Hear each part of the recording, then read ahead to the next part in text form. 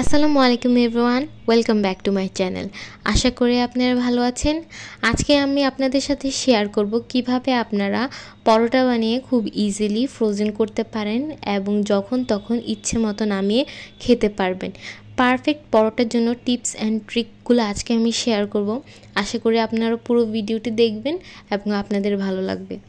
ঠিক এমন নরম পরোটার জন্য আমি এখানে প্রথমে একটি পাত্র নিয়ে নিয়েছি এবং এরকম একটি কাপের মেজারমেন্ট করছি। আপনারা চাইলে মেজারমেন্ট কাপও ইউজ করতে পারেন।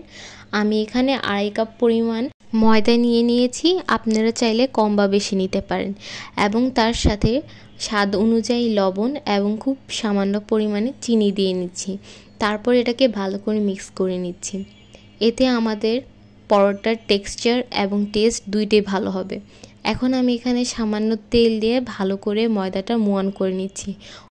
ময়দাটা মোয়ান করার পর আমার টেক্সচারটা অনেকটা এরকম হবে। আপনারা দেখেই বুঝছেন আশা করি।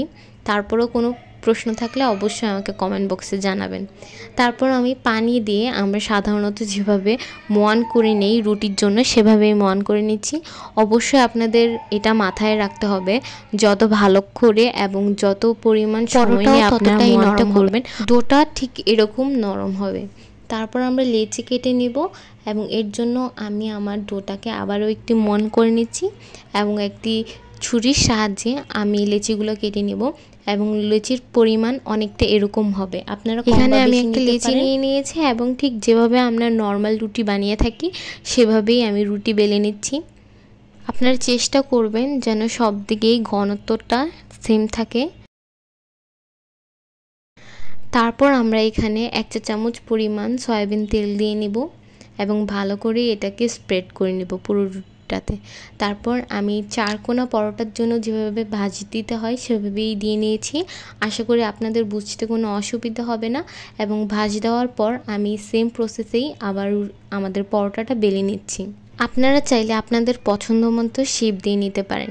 যারা পরোটা বানাতে নতুন তারা 4 কোনা শেপের পরোটাটা বানাতে পারেন, এটা খুব ইজি। এখন আমি সেমভাবে সবগুলো পরোটা বেলে নিব। আমার পরোটা বানানো এখানে পুরোপুরি কমপ্লিট। এখন আমি দেখাবো আমরা কিভাবে এটা হালকা ভেজে তারপর ফ্রোজেন করতে পারি। এখানে আমি প্রথমে ফ্রাইং প্যানটি একদম হাই হিটে গরম করে নিয়েছি এবং একবার আমি জাস্ট উল্টিয়ে পাল্টিয়ে নিলাম আমার পরোটাটি। এভাবে আমরা সবগুলো পরোটা একটু হালকা ছেঁকে নেব এবং ঠান্ডা হওয়ার পর যে বাক্সে আমরা রাখতে চাচ্ছি সেই বক্সে আমরা রেখে দিতে পারবো এবং ফ্রিজে রেখে দিলে আমরা বেশ অনেক দিন এই পরোটাগুলো যখন ইচ্ছা তখন নামিয়ে উপভোগ করতে পারবো। আশা করি আমার ভিডিওটি আজকে আপনাদের সবার ভালো লেগেছে। অবশ্যই আমার চ্যানেলটি সাবস্ক্রাইব করে আমার পাশে থাকবেন। আজকের জন্য এতটুকুই। আল্লাহ হাফেজ।